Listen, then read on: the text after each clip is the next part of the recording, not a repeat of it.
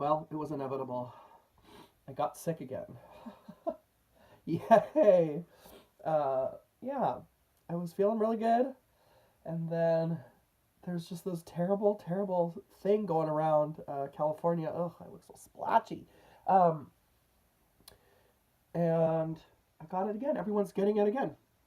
So yeah, it's normal apparently. Everyone gets sick for a long time and then they feel better and then they get sick again. But anyway, enough of that complaining. I thought that I would show you the books that I pull from my shelves that I think I'm going to sit and read. This is my last weekend off, completely off today and tomorrow. So I have these next 2 days to literally just sit in this bed and read. I have a nice big cup of echinacea tea with honey and lemon juice that I'm just like sucking down as much as I can. So here we go. These are some of the books I grabbed. And if you're sick out there, let me know what you like to read when you don't feel well.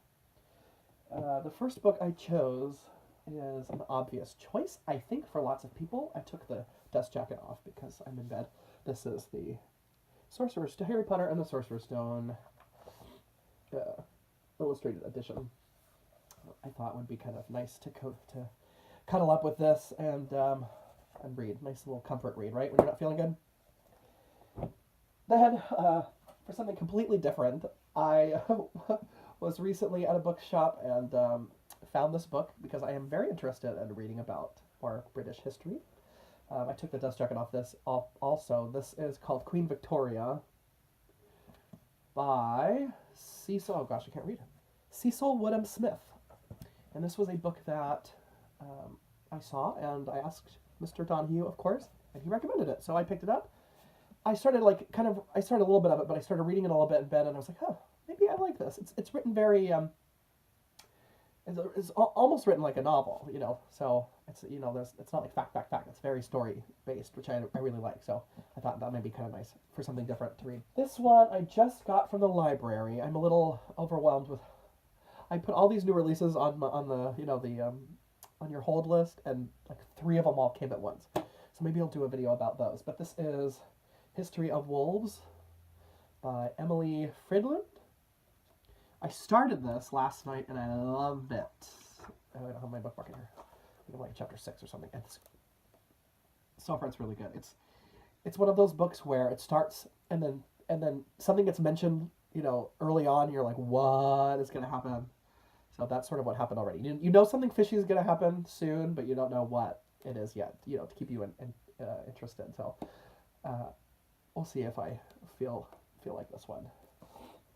Oh, excuse me. Okay, then I thought about some, you know, random fantasy books that I have lying around that I thought, excuse me, I'll at least start and see if I don't know. I just pulled lots of things. We'll see. I'm probably not going to read any of these, but it's worth mentioning. You know, here's some books to read when you're sick. I don't know. This is A Darker Shade of Magic by V.E. Schwab. I feel like everyone's read this, except me. And I know the 3rd book is out now, so this is the first one in the series, and apparently they're really good. If you recommend any of these to start with, let me know, because yeah, I want to know what's good. I started reading this a long time ago. Sort of breaking from the fantasy for a second. This is The Rental Heart and Other Fairy Tales by Kirsty Logan. I read Kirsty's other books, which I loved, absolutely loved. Me and this one aren't gelling very well, so I don't know. I think I'll give it another shot while I'm sitting in bed. You know, they're really small fairy tales, so I thought maybe if I just pick a couple out to get this going, so we'll see. Okay, then I have a little YA, because, you know, some easy reading is sometimes necessary when you're not feeling well. This is Aristotle and Dante Discover the Secrets of the Universe, which is so popular. I feel like I'm so close.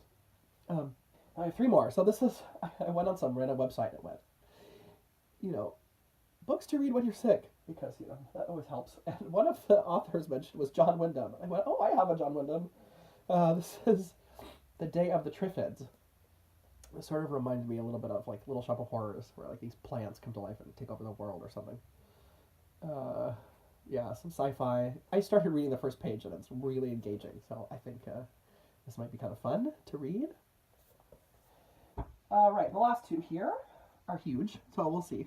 I always, really need to get into the Final Empire.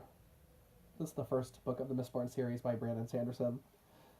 This might be a good excuse to start this. It's always good to have, when you're not feeling good, I feel like a big epic fantasy might be something interesting to read. To sort of take my mind away from everything. So there's that I might start, and then last but not least is The Ultimate Hitchhiker's Guide to the Galaxy by Douglas Adams. This has just been sitting there forever, and I know this is just a classic, and I read it, I started it so long ago, and I remember just loving it. It's just so funny. I thought this might be a good time to start this and keep reading this. So yes, if you please recommend which one of these I should read, or if you have any other recommendations of books to read when you're not feeling well, go ahead and list them down below for other people that are also not feeling well this crazy winter season. Yeah, I'm glad I was feeling well enough to record something. Thank you so much for subscribing and watching, and please subscribe if you'd like to watch more of my videos. Please be kind, listen to each other, and read some good books. Bye.